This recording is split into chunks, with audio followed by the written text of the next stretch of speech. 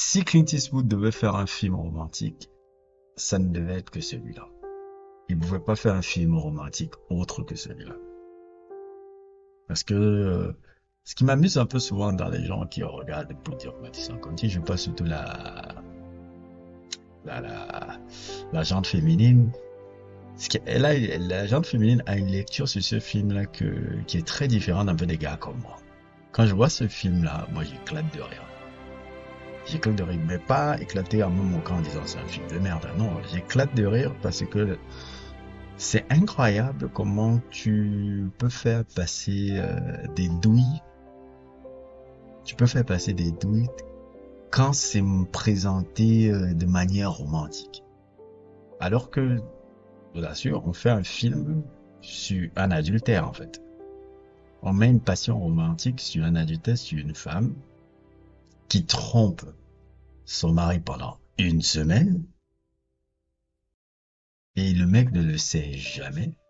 Pour que cette femme-là demande à ses enfants, parce que c'est comme ça que commence le film. Le film commence avec les enfants du personnage joué par Mary Streep qui lui dit, qui demande à ses enfants de verser ses cendres à côté de l'homme qu'il a le plus marqué dans sa vie, qui n'était pas forcément le père, mais qui était l'homme joué par Clint Eastwood, qui était un photographe qui était de dans, passage dans la ville quand les enfants étaient partis à la pêche pendant 2-3 jours avec leur père, et pendant une semaine avec leur père. Et elle vit une romance très intense avec ce monsieur-là. Et ça finit un peu inamouré. Elle hésite à savoir si elle devait partir avec lui après et autres et tout. Donc c'est un peu ça, un peu résumé de cette histoire-là. Et ce qui m'amuse un peu, c'est que le personnage joué par Clint Eastwood, un peu là. Et quand j'ai lu un peu le livre de Robert James Waller, qui est l'écrivain du bouquin, et que tu regardes un peu la vie du Robert James Waller, tu te rends compte que le Robert James Waller a écrit un bouquin sur ses conquêtes amoureuses avec les jeunes ménagères, en fait. Le mec, moi je dis, il y a même, bon ça c'est une parenthèse, il y a une suite, hein, je l'ai jamais lu, hein, mais il y a une suite même du bouquin, qui est sorti en 2002, je pense. Il y a une suite du bouquin qu'il avait fait là, je sais pas si ça s'appelait The Return of the Madison County, je sais pas comment ça s'appelait, je vais ressortir le truc là. Qui était sorti quelques années après. Mais The Beauty of Madison County, c'est vraiment l'histoire des amourettes du poète, l'ancien prof, je crois que c'était un ancien prof je sais pas si c'était un prof de littérature ou de prof de mathématiques, je vais ressortir encore, si je me trompe pas, parce que je veux pas trop me tromper un peu dans ce que je raconte, qui raconte ses amourettes. Et quelque part même, il y a une amourette un peu dans sa vie privée qu'il a, c'est un peu une femme mariée qu'il a piqué d'un truc. C'est un peu ces expériences d'amourette qu'il nous raconte là. Et comme si le personnage joué par Clint Eastwood, c'est de son profil, photographe, littéraire, truc, profil un peu artistique, vit une sorte de vie de célibataire un peu. On dit aussi qu'il va de maison en maison. Moi, je regarde souvent ce film-là. Pour moi, c'est l'histoire d'un mec, de ma perspective, c'est l'histoire d'un mec qui,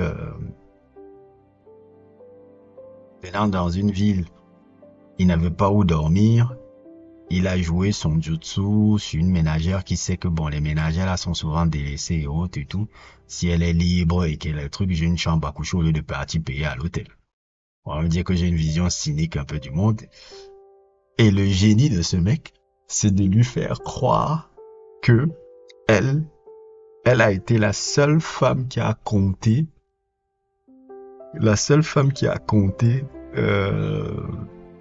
parmi ses nombreuses conquêtes où elle fait ça. À un moment donné, même, je pense, dans le film, il y a une scène où elle commence à... Je pense cette scène-ci, là. No, you're not going to be made to feel anything, period, because you have carved out this little part for yourself in the world where you get to be a voyeur and a hermit and a lover whenever you feel like it. And the rest of us are supposed to be incredibly grateful for this brief moment that you touched her. Go to hell! It isn't human not to be lonely, and it isn't human not to be afraid. You're a hypocrite and you're a phony. I don't want to need you. What? Because I can't have you. To me, it was more of a... Cette scène-ci où elle commence à capter que le mec est en train de lui jouer les tours et tout, et elle commence à piquer sa crise et le mec, il a un jutsu qu'il fait après. Ah, c'est jutsu qui la calme un peu, mais oh, mais c'est vraiment c'est vraiment la lettre c'est vraiment le mode d'emploi d'un grand séducteur. Hein. Ça, le mec là, c'est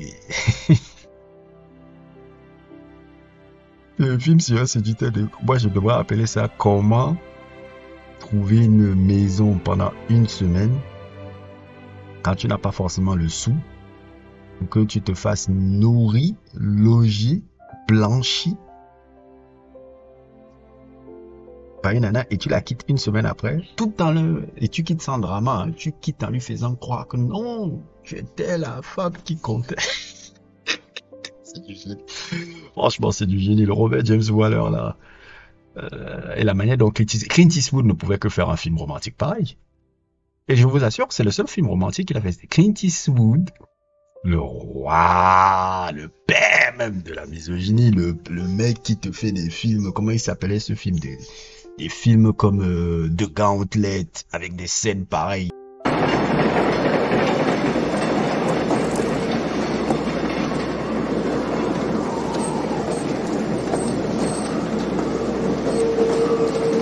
Lady, would you? Et l'autre film encore, là, j'ai même peur de montrer encore. Il y avait un film, là, un de ses premiers westerns, là, comment ça s'appelle? C'était pas Hangem High, un des premiers westerns qu'il avait réalisé. C'est High Plane Drifter. Je n'ose même pas décrire le début de ce film-là. Ça commence avec une scène surréaliste. Dont je vais vous mettre seulement les articles sur ça. Le mec là qui a fait ces films là, un beau jour, un beau matin, vous décide de vous faire un film romantique, il y a une douille quelque part, les mecs. Il y a une douille quelque part. Le mec qui vous fait des films comme ça, décide de vous faire un film romantique, réaliser un film romantique. Vous voyez pas un peu qu'il y a une douille quelque part? Et quand tu commences à regarder les doubles lectures du film, tu te dis, mais attends. Mais bien sûr que Clint Eastwood va réaliser ce film-là.